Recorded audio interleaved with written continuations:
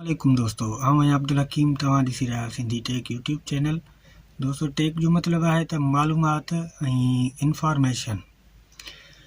जीअं त तव्हां पोस्टर ते ॾिठो त हाणे बेनज़ीर इनकम सपोर्ट वारी जेका किस्त हाणे हलंदी उहा छो न हली आहे। पहिरीं ॻाल्हि त यको छो न हली आहे, वॾो टाइम थी वियो आहे हिनखे। ऐं यको आसरा हुया, मायूं वीचारियूं काफ़ी इंतज़ार में त हिन महीने ईंदी, हिन हफ़्ते ईंदी, हुन हफ़्ते ईंदी। पर हाणे तव्हांखे मां ॿुधायां थो त इहा किस्त हाणे शुरू थींदी 2025 जे पहिरीं हफ़्ते इंशाअल्लाह। जेके आसार ॿुधूं था पिया, कन्फर्म पकी ख़बर आहे त हाणे इहा इंशाअल्लाह ईंदड़ सूमर ते ई हलंदी। ऐं मां सम्झां थो ॿारनि जी किस्त बि हाणे उहा अची वई आहे। ऐं मां सम्झां थो डबल हलंदी उहा, डबल किस्तूं। जेके वॾा ॿार आहिनि उन्हनि जी आहे 3000 रुपया, ऐं नंढा जेके आहिनि, जेके मतिलबु नंढनि क्लासनि में पढ़नि था, उन्हनि जी आहे 2500 रुपया, ऐं वॾनि जी आहे 3000 रुपया। इहे किस्तूं जारी कई वियूं आहिनि। इंशाअल्लाह फर्स्ट जनवरी में ई तव्हांखे सूमर वारे ॾींहुं इंशाअल्लाह ॿिए हंधि जेको आहे न, पंजाब वारा इलाइक़ा जेके आहिनि न, हेॾे शुरू थी वई आहे, हेॾे हले थी पई। बाक़ी आस्ते आस्ते हिते अची वेंदी, बस कुझु ॾींहं आहिनि, बस हफ़्तो आहे ही इंशाअल्लाह हलंदी।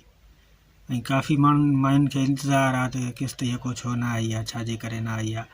ऐं ईअं बि ॿुधूं था त हाणे थी सघे थो डबल किस्तूं मिलनि मायुनि खे, छो जो इलाही लेट थी आहे न, इन करे आसार त ॿुधूं था। पोइ हाणे ॾिसूं वधीक हिते पाकिस्तान, हिते सिंध में हले त ख़बर पए।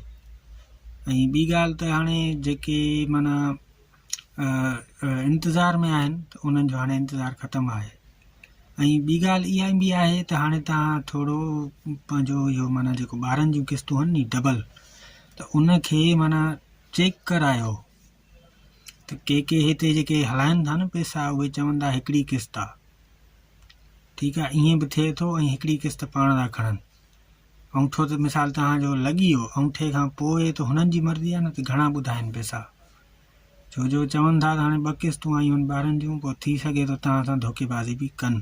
पर इहो किथे तव्हां चेक करायो। जेके माना इहो सर्वे करण ईंदा आहिनि न, उन्हनि खे कन्फर्म ख़बर हूंदी आहे त घणी किस्त आहे, ॿारनि जी घणी आहे, मायुनि जी घणी आहे। त तव्हां इहो चेक लाज़मी करायो त तव्हांजी ॿारनि जी किस्त 2 आयूं आहिनि या 1 आई आहे।